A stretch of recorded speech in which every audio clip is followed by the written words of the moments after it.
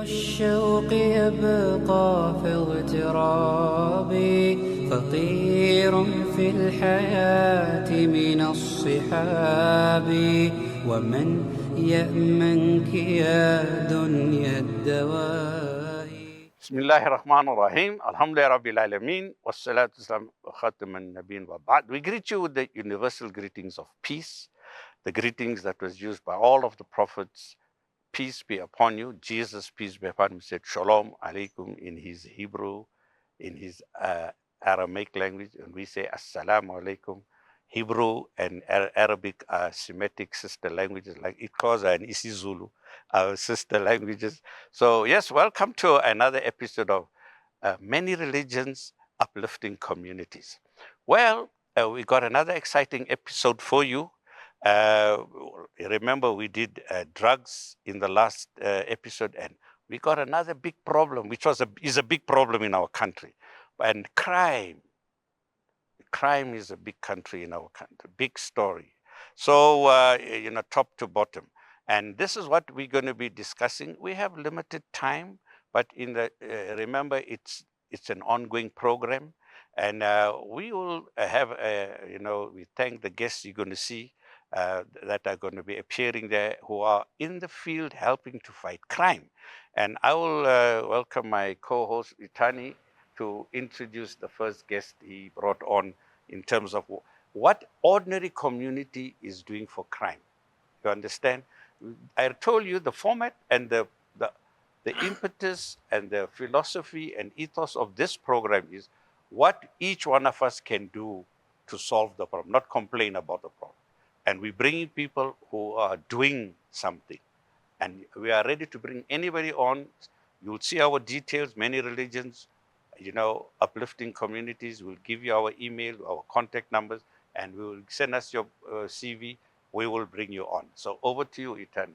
Thank you very much. Thank you very much. An old Japanese saying says, the longer you stay in a wrong train, the more expensive it will be to return. This is where we are today, to say, we need to act, we need to take action as members of society. You need to ask yourself each and every day as to, what is it that I'm doing for my community? We are here today, fortunately joined by a brother of mine, Sandile. Sandile is a Sowetan. He's from around Soweto. He lives in Lufering. What they do in Lufering is they have organized themselves as members of the community, that they're going to patrol their communities on a daily basis. Every morning, before workers leave their houses to go to work, they're on the street, on the street corners at the bus stops, ensuring that members of society are safe, ensuring that criminals are a bit doubtful of getting out of their houses. So welcome to the program, Sandile. Please do tell us a bit, usitshele kancane ukuthi nisukaphi ngale program, nisebenza kanjani, naqala kanjani. Sanibonani, ngiyanibingelela. Ukuqala kwethu iprogram le siqale kunzima mfethu. Kuningi nje mhlambe sithe masifika kuleli lizwe sikulo manje eLufering, kunabantu indawo yabantu abadala, sahlala sabuka ezinye izinto, bangenela intombi endala. Ngangithi futhi angisayenzi ke ipatrolling, kodwa ngabona uNkulunkulu usho ukuthi ungibizele kuyo. Angizange ngisakwazi ukuthi ngiyekele umuntu omdala njengoba aceda ukungenelwa. Ngayihlupha, ngavuka, ngahlangana nabafethu engihlangana nabo, sazama ukuthi sibambisane, sizama ukwenza ukuthi kube ngcono emphakathini, ngoba kuningi okwenzakalayo silibele sikubona bese siyahlala sithule. Kodwa meanwhile sibona ukuthi kuhlukumezeka abazali bethu, bahlukumezwa abantu abafana nathi, ngoba iyahlupha into ukuthi la kumele thina kube siyahlala siyabambisana, bese kuba khona ukuthi kuhlukumezeke thina ngabantu esithi siphilisana nabo ngendlela eyihlukile ke, ngoba kuningi esilwa nakho. Ayikho into engayenzeki, kungenwe ezindlini, kutshontshwa amatayere ey'moto, kutshontshwa iy'moto, izinto ezinjalo, kubanjwa inkunzi, abantu abaphumayo baye emsebenzini. Sizama ukuthi kube ngconywana, asisho ukuthi mhlambe siyakupreventa njengoba kuhlula abantu mhlambe abomthetho. Thina sizama ukuthi kube ngcono through community yethu, kungabi lula ukungena from komunye umuntu osuka ngaphandle bese azongena bese ayazenzela. Manje niqale nini? Ukuqala kwethu it's based on Shuthi mhlambe masifika laphana ngisho ukuthi bese kuunyaka sifikile sazama ukuyiqala shuthi sinonyaka siyiqalile.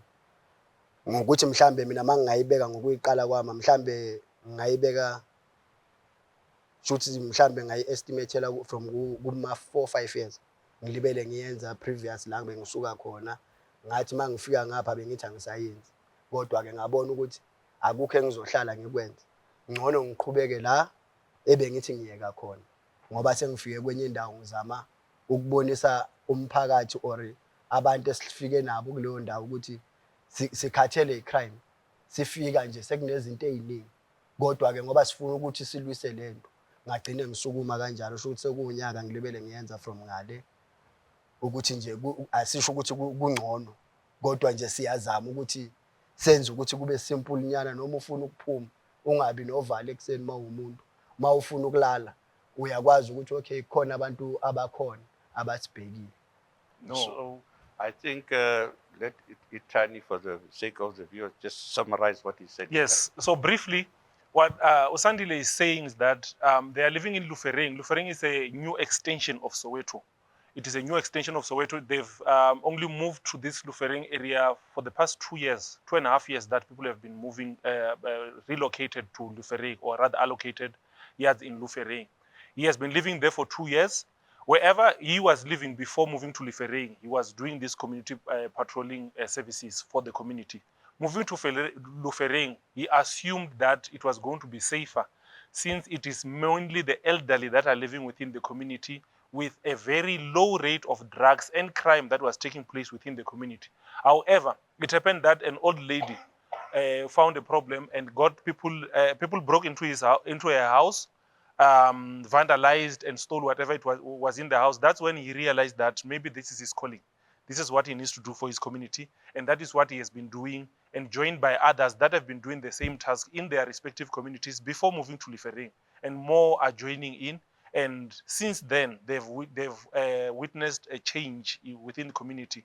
There hasn't been crime, there hasn't been abuse of substances, albeit that there is definitely a usage of narcotics and other substances. However, at a very low rate and not openly. And amongst other things, they feel that the work that they are doing is bearing fruits. Well, just as a last question for our brother Sandile, is are you working with the SEPs, with the police in the area? Are they recognized you? Are you in coordination with them? We are not working with the cops. We're just doing On your own? on our own. Yeah, I can say so. Okay. Ukuthi amaphoyisa okay, we find someone aphula umuzi womuntu wasixaka sambamba soloko sihleli silinda amaphoyisa because lapha yana ngeke ngisho ukuthi kune police station mhlambe police station esisebenzisayo through iProtea but abayenzi umsebenzi lo esiufisayo ukuthi noma mhlambe sibafonela sibadinga abafiki ngaleso sikhathi or abafiki at all saze sayekela umuntu simbambile from Mthatha sihleli nomuntu estradini. Now the problem with Sandile and the police is they have tried working with the police. However, they've faced a number of problems. The first challenge that they faced was that in one instance, they caught a criminal in the mornings, early hours of the morning, called the police, and they stayed for hours and end without the police coming. And they've realized that there is another challenge of corruption that is within the police that has deterred them or actually discouraged them from working with the police. All right. Well, we thank you, Sandile. We'll bring you back, and you're going to give us your details, and we're going to promote you and your group in the area. And I think we work with SAPs. We'll bring SAPs. We have representatives. We are working. You'll see in the next segment, we've got people, a thing called spiritual crime prevention, which is religious leaders and community working with SAPs. So I think we can bridge that gap. I would like to turn to our next guest, Sister Makwena, and she's from the Baha'i faith. And, they do a lot of, I think I've seen where's your head office, Sister Makwena?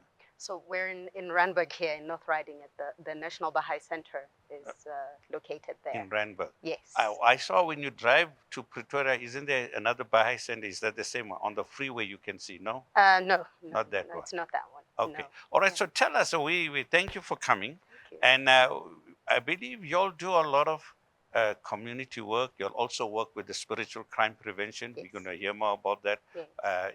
as a religious body. Yes. So tell us what you'll do and maybe highlight 2 of the programs you'll do. Sure. So thank you very much, of course, for having us. It's really a wonderful opportunity, particularly to be part of a program that seeks, essentially is like-minded with us, seeks to uplift communities and really work with the communities. Of course, we know that the Baha'i faith is an independent religion that, of course, has its writings and principles. And on the basis of these principles, Baha'is seek to serve their community. That the aspect of service to humanity is one of actually the central features of faith. And how we serve the communities is through the very various programs that we have.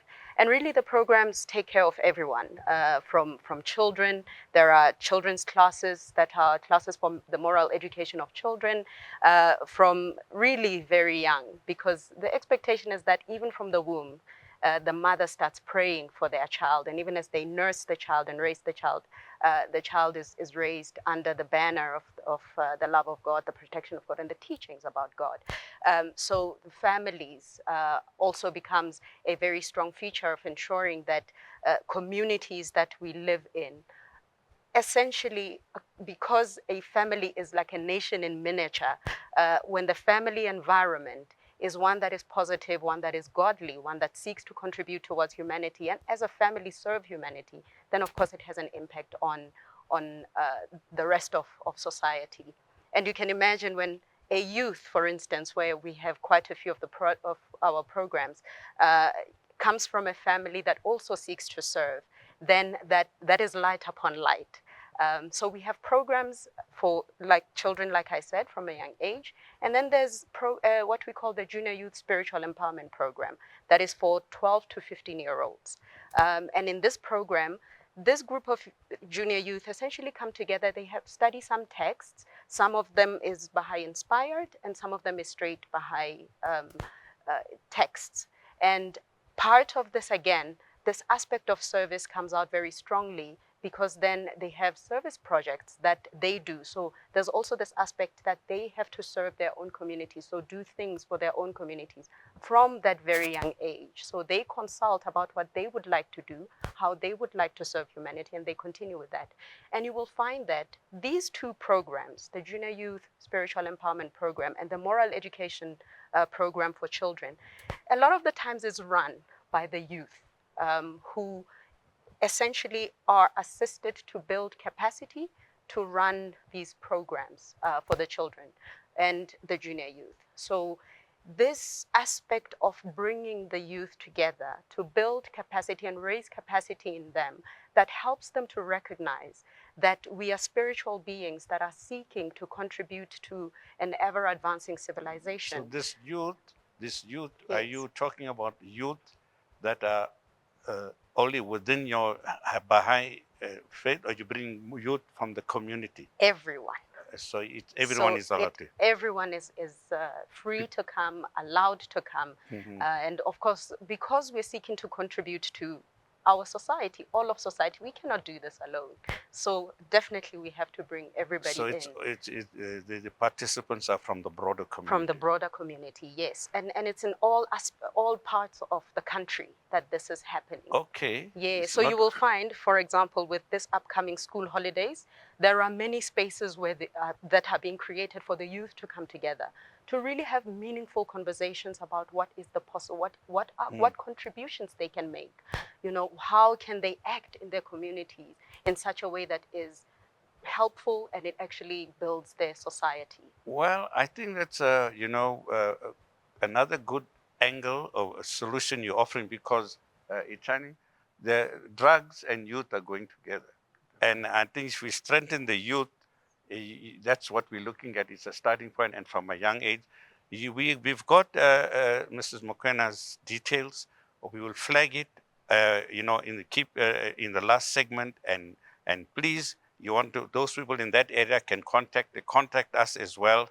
We'll have Brother Stanley's details also on the screen flag, who wants to help him in that area, from that area. We are looking for people like you all who are working with the communities, the broader community. So, unfortunately, the time is against us, but we really thank you for coming and sharing, opening up our mind on other programs, many religions, uplifting communities.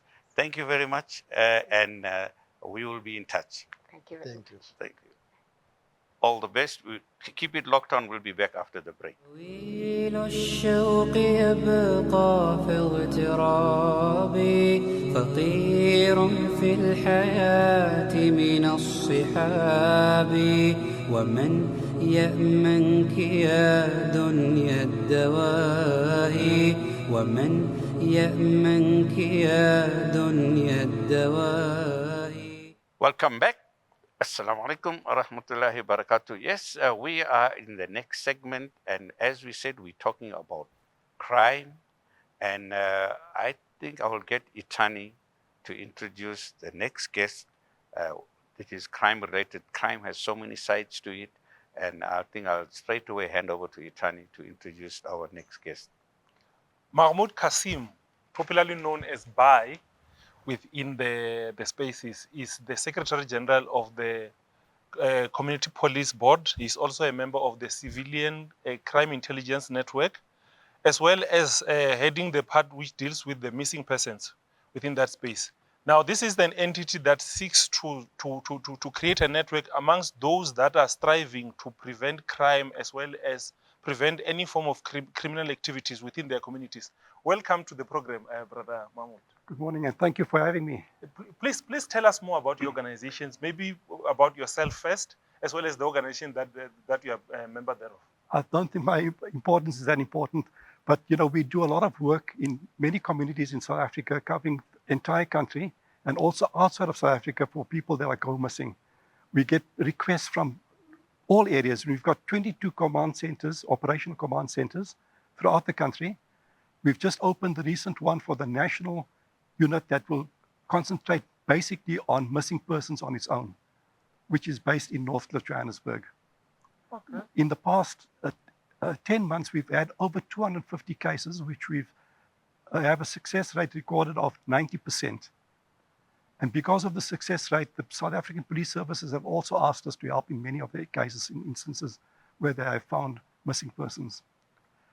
Tell me, when you're saying missing persons, this including that cases you mentioned, includes children, or is it just adults? Our majority of cases at this stage are from infants and children. Or includes children? Including children, yes. And in the elderly, we find a lot of people that have dementia and they don't know where they are anymore.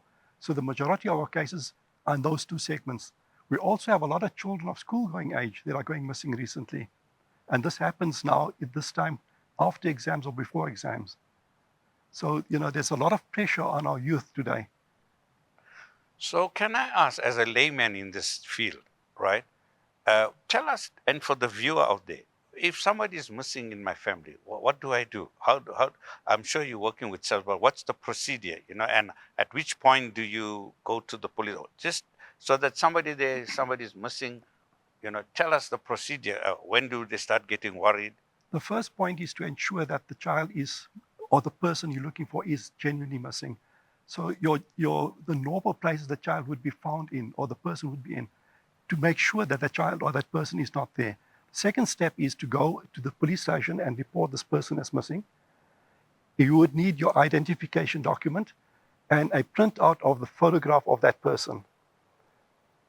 Thereafter, you'd make a missing persons case open, SAP 50, and then an affidavit to state that this person is missing. Once that formality is done, then we will take over with SAPS and try and locate that person. Oh, okay. So it's so long as there's no like a waiting period that you must be missing for so many days. No, there is definitely no waiting period to report a missing person. Definitely not. And the sooner it's done, the better. What we've found in a lot of instances is people don't give us all the information we need. Sometimes it's sensitive information. and they don't want to disclose that.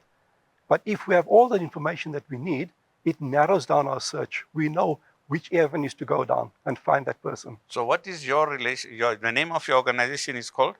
CCIN, Civilian Crime Intelligence Network, and I head the VCSI, Vulnerable Citizens Support Initiative for Missing Persons. Are you part of the SAP structure?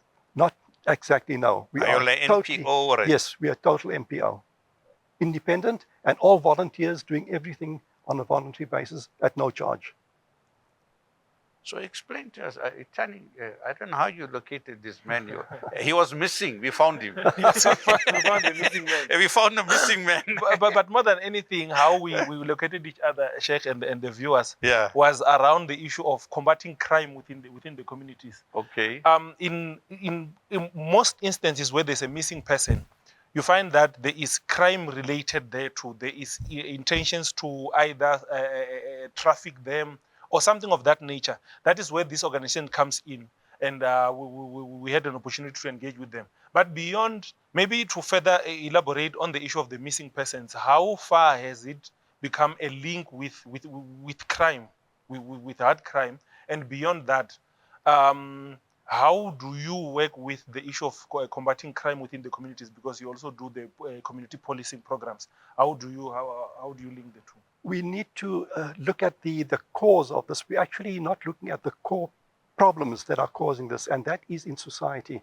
We've got a huge problem in social life in South Africa, where people find that there's a vacuum. We need to close that gap. The basis is at home. If you do everything properly at home, and you raise your children properly, they will respect the law, and they will know how to be brought up, and we won't have this problem. The second stage is at schools. If we have good schools and proper learning and education, we also won't have, most of our problems will be resolved. So what Mrs. Mokoena was saying about their programs are concentrating on small, young ones, youth, and family. So you got to strengthen that. Absolutely. It all ties in together. So maybe I should ask you a question. Do you, in your group, work, you came across any missing? Did you all come across any such situation, somebody went missing? I'm just checking. I think we do find situations where some of these things happen, where you hear something has come up with someone, or perhaps someone connected to another in our programs that have been missing. So you have, how prevalent is this case? It's very prevalent. There's no community that's immune to this. We found it in all religious groups, or in all communities, that there is a problem with missing persons. So can I ask one more? This is because I want to learn. You see, when you're hearing about this, what do you call that thing, man, when you, kidnappings? Yes. Is it part of that? Or is that something else which SAPS deals with? Somebody, a rich man is kidnapped and asking for ransom. Is that a separate issue? Totally. What's happened is we found a lot of missing persons cases that get reported to us as a missing person, and it evolves into a kidnapping. When it does happen, we are obliged to hand over all documentation and all information to the anti-kidnapping unit of SAPS, and they take it further. And if they need our help, we were more than welcome to help them. All right, so maybe I think you should just give us a contact number while we still got the time, although we will screen it in the last segment, but maybe if somebody, you said you're a national. We are national. How long are you all in existence? Well, we started, the Missing Persons Division is more than 6 years that we're running right now.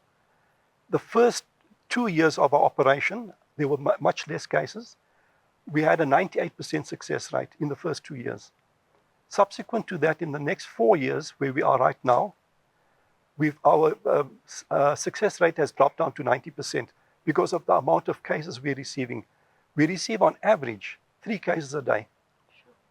Sure. And you're talking about Gauteng only? Countrywide.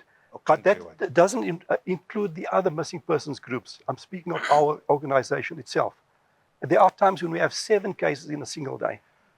So what I'm interested, because you see our program here, you are there from this morning, you got an idea what we're doing. and we're just growing with this program, which is building communities, right? Many religions or many sectors building communities. How did you, how difficult, you are an NPO. I mean, somebody has to drive it. Somebody thought of the idea. How you got it? How many years you said you're in existence? We're in our sixth year now for the missing persons. And you're national now. National, yes. So how do you get this? Somebody out there, how do you start an organization? Is it because you had to advertise, have meetings? No, it's mostly word of mouth, and our success rate speaks for itself. We initially have on the bottom tier, we've got 11 core members that do all the paperwork and all the preparation work. All voluntary. Everything is voluntary. And the next year, we've got 31,000 people. So for every WhatsApp or SMS we send out, it reaches 31,000 people. And from there, it filters down to millions of people. And because of this network that we've built up, that is partly due to our success. Well, you're giving some hope to our Stanley and his group. They started, and I see I have Reverend De Mons. We're going to bring him, and our Reverend Olgogo there, and she's in the Gauteng head, and they are going to help them to grow because they are volunteering to do patrolling in the area. And it's such a big problem. And I think more people we can stimulate to do it on a voluntary basis, how to grow an organization and to grow a concept. It's needed. Absolutely. If we had to pay people to do this work, we couldn't pay them enough. Okay. Yeah. Well, Itani, I must thank you for finding Hassen. Definitely. But Sheikh, this crime that we're speaking of today is one high-end crime. It's one at the top, one that involves senior politicians, if one can say. Now, to you, Brother Mahmoud, how much challenges have you faced with law enforcement agencies, with criminals themselves, established criminals, with criminals hidden behind the suit? Today we are speaking of the Madlanga Commission, whereby there are senior police officials that are brought in to discuss the issue of how they've been preventing certain investigations and such. Have you been facing any challenges in the last 6 years? Okay, as far as we are concerned, the investigating officers that are given the cases, we've had a lot of cooperation from them. I can say with 100% certainty that they are honest and genuine. There are some rotten eggs in between, but the majority of cases, they are extremely helpful. Well, I think that's good news. It's a good note to end this segment on. There's good cops and bad cops, and there's good doctors and bad doctors. And there's good religious leaders and bad religious leaders. So we thank you very much. My producer is saying time is up, but we will definitely flag your details. Thank you. And thank you very much. Keep it locked on for the last segment. We're going to round up with the crime with the people from SAPS and Spiritual Crime Prevention. طويل الشوق يبقى في اغترابي فطير في الحياة من الصحاب ومن يأمنك يا دنيا الدواهي ومن يأمنك يا دنيا الدواهي. Welcome back again to the last segment of this very interesting, interactive, informative program, Many Religions, Uplifting Communities. Well, we left for the last, because let's see how long our producer allows us. We're talking, this whole program is about crime, but we've got Reverend De Mons here.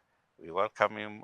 He's with the Spiritual Crime Prevention that has been launched. We've got Reverend Gololo, who is also in the Gauteng provincial sector, and they're going to tell us about how spiritual people, religious people, are going to help to reduce crime and get involved in crime reduction in this country. And for the benefit of the viewers, we want to know, when did this concept come? How is this? We know of CPFs. We knew that there were CPFs that are there who helps the police as SAPs in crime. But now you see this religious leaders, spiritual crime prevention, which was a SAPs initiative. Can you just tell us more? What is this, and how is it that the religious leaders? What is the role function of SCP? Thank you so much, Sheikh Hassen, and thank you for the invitation. It's Welcome. good to be with you. The concept was conceptualized by our previous National Commissioner of Police, General Sutole, in 2019, and it actually stemmed from his time as the Provincial Commissioner of Police in the Free State. Okay. He ran the program in the Free State for a number of years successfully, and he managed to reduce crime quite significantly through the help of spiritual leaders and the religious community within the Free State. And during his time as the National Commissioner, he felt the need for us to possibly look at expanding it nationally. And so spiritual crime prevention was launched in 2019. And what we did at the time is that we had a core national task team under the leadership of General Matonzi from the division Visible Policing. And with General Matonzi, we traveled around the country throughout the 9 provinces, launching it provincially in all of the 9 provinces towards the end of 2019, 2020, and then in 2020, in about February 2020, we had the official launch of it at the CSIR in Pretoria, where it was officially adopted and launched as a South African police program at the time. National. Nationally, yes. And I think COVID came in between and put everything on hold for the next 2 years, the COVID saga. Well, unfortunately, COVID came along, but the work didn't stop. Work didn't stop. Because we continue to engage. We continue to ensure that provincial committees were established, of which my colleague, Reverend Khololo, is the chairperson of the Gauteng Spiritual Crime Prevention Committee in Gauteng. I am the deputy president nationally through the task team. But COVID didn't stop us. Okay. we managed to continue to push along. Right. And it continues to be led from SAP's side by General Matonzi, who's one of the generals within the National Office of Visible Policing. Well, I can speak for KZN. I'm from KZN, so I remember I was there with you.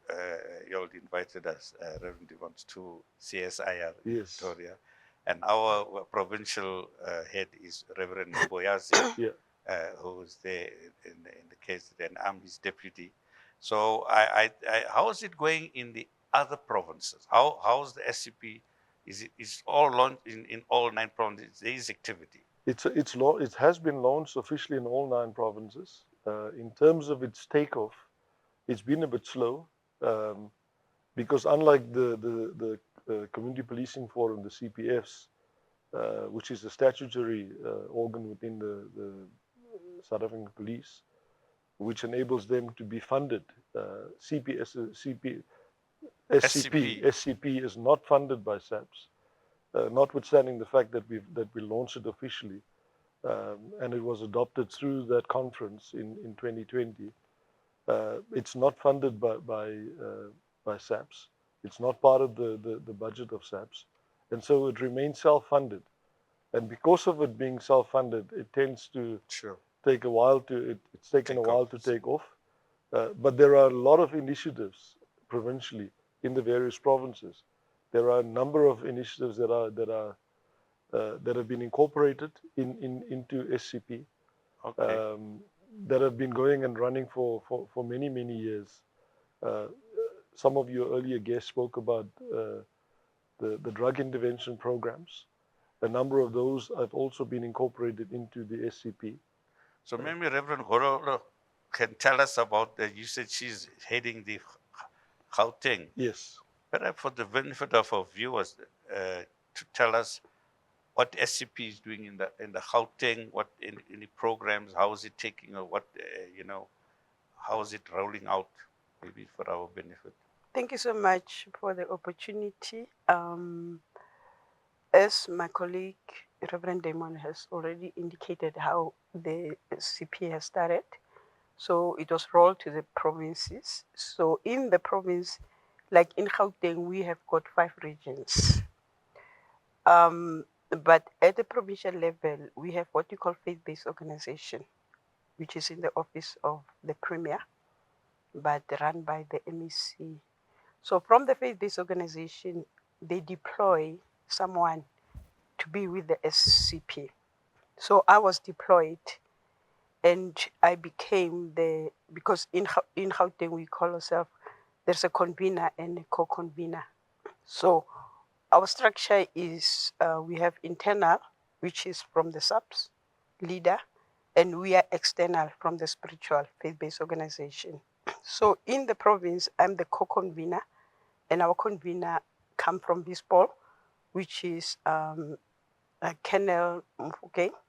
So we convene, and then we have a coordinator who's supposed to take the responsibility of being a secretary and then internal and external. Then from there, we have leaders in the regions that are looking after the spiritual crime prevention. The 5 regions. The 5 regions, yes. So, like Reverend was saying, obviously there are a little bit of challenges in terms of convening people. Funding. Yeah, because of funding. So, but each and every region. So, I think after COVID, we had to launch in the province. So, as he indicated again, in our province, since we are connected to faith-based organization, we also have programs like chaplaincy that we work with, and then we also work with churches, obviously. We work, since we are faith-based organization, we're not Christian only. So we work with different, like the Religious Baha'i, group. as you was here. So the programs that we are doing, mostly, generally is more on spiritual care. So the spiritual care, we do it in hospitals. We have people that we have deployed to hospitals, but from the office of the MEC, they've decided now to train people as chaplaincy so that they can be able to do this kind of work. We have deployed people in subs stations. So they work with the chaplains. Remember, in the substations, we have chaplains. Yeah, every police station has a That's got a chaplain. chaplain, yeah. Regionally, we would have chaplains. Yeah, in Okay. every police, even in every police station, there are chaplains, not the external chaplains, because we are the community or medical chaplains. And then in the police stations, they've got the chaplains, but those chaplains, remember, they are reverends or whatever from the churches, and they are employed, but they're still responsible for.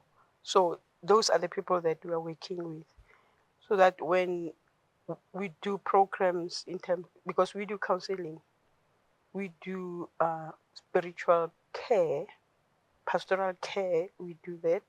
We do emotional care to most of, like even in the police stations, we still, when people need counseling, maybe the very Spiritual chaplains side themselves, yeah, we still need to counsel them. And remember, crime, the root many times is from the community, is from the home.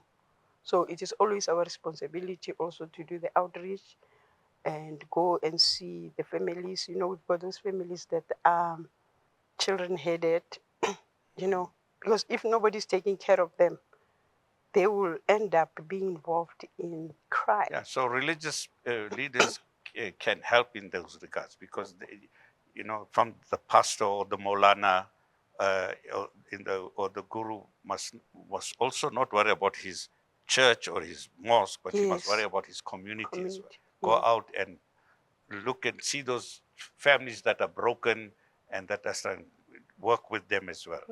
We also do charity. There's a lot that we are doing because we must make sure that people also are being fed. Because if a child is hungry, automatically, if he can't get it, he's going to do break-ins. So we need to make sure that Sure. people, we connect.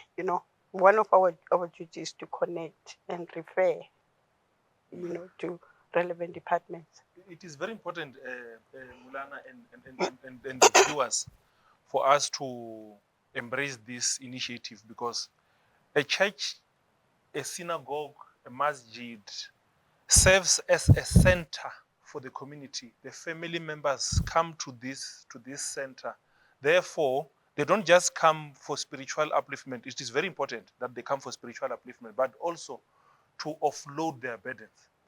The problems that we are raising of lack of food have arisen as the source of a lot of crime within our communities, the issue of substance abuse and such and so forth. But now, I realize that there's been a lot of success with regards to this program. But what more needs to be done in order to curb whatever challenges? You mentioned that there's a problem with regards to funding, that has been the main problem. But I would assume that there could be more other problems that you are facing, as well as maybe what needs to be done to bring in more members to be from the spiritual side of More society. religious leaders. Yes, more religious leaders to come into the program and form part thereof. I think before I speak to the issue of involvement of the religious leaders within the community, I just wanted to highlight the fact that Raymond Lolo has indicated about the poverty and the child-headed households, etc. These are some of the key drivers that were identified by General Sithole at the time. We have annually, just to give you an example, we have approximately 1 million children entering grade 1 every year. But unfortunately, when we come to grade 12 years later, 500,000 of those children are gone. Drop off. They've dropped out. Those children are problems because they get captured by gang syndicates, criminal syndicates, Yes. and they get absorbed into crime. And that's our crime, where our crime comes from, and that's where the community needs to help. That's where the religious community is meant to help. We need to find those lost children, if you will, and we need to try and ensure that those lost children are returned back into society productively and safely again.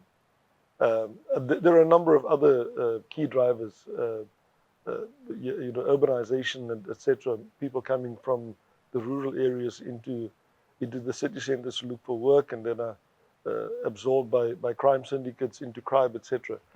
That's where the religious community needs to step up to the plate and help those. Sure. And so the point of contact within SAPS, because it's a SAPS initiative, the point of contact would be the chaplain. So there are 2 departments within SAPS that are responsible for spiritual crime prevention, which is visible policing, and every sector has got an officer that has been assigned to visible policing, and then there is the chaplain. And we have chaplains, both Christian chaplains as well as Muslim chaplains, Muslim imams and Muslim imams that are employed by SAPS on a permanent basis. The same with the Christian chaplains, and we also have Hindu chaplains as well. Okay. And those are your point people that need to be engaged. The religious leaders in the community, I would like to urge them to reach out to these individuals, to reach out to the VISPOL officer, both in the province and in the sectors, as well as the chaplains as well. Well, I think that's a good message. Time is on us. And I think what we can say, like in the KZN province, we are trying to do just that. And we're trying to get in around every police station, around each police station, we are doing a spiritual mapping and find out every church, every mosque, every temple, and then our SCP members with the station commander and the coordinator and the chaplain who is there to go and get those religious leaders involved at that local police station. Correct. And I think that's what you said. We hope we'll be back again. I think we created the awareness. It's also a new formation. Itani, you asked the question. It's working, but we need to promote it more. And we thank you for your time, Reverend Devons, Reverend Holo. We will definitely be back again at some other point. Thank you, Sheikh. Thank you for your time and your effort. To you, the viewers out there, Here's the details. You'll see our details there. Our email address, many RUC, many religions uplifting, many RUC@gmail.com. We will share the details of the SCP in the Gauteng and other people who are on the program, the people doing voluntary patrol, and all the other people who are the guests. So yes, till we meet again, help us to uplift the community. Don't see what the community is going to do for you, what you can do for your community. Till we meet again, God bless. Assalamu alaikum wa rahmatullahi wa barakatuh. طويل الشوق يبقى في اغترابي فقير في الحياة من الصحاب ومن يأمنك يا دنيا الدواهي ومن يأمنك يا دنيا الدواهي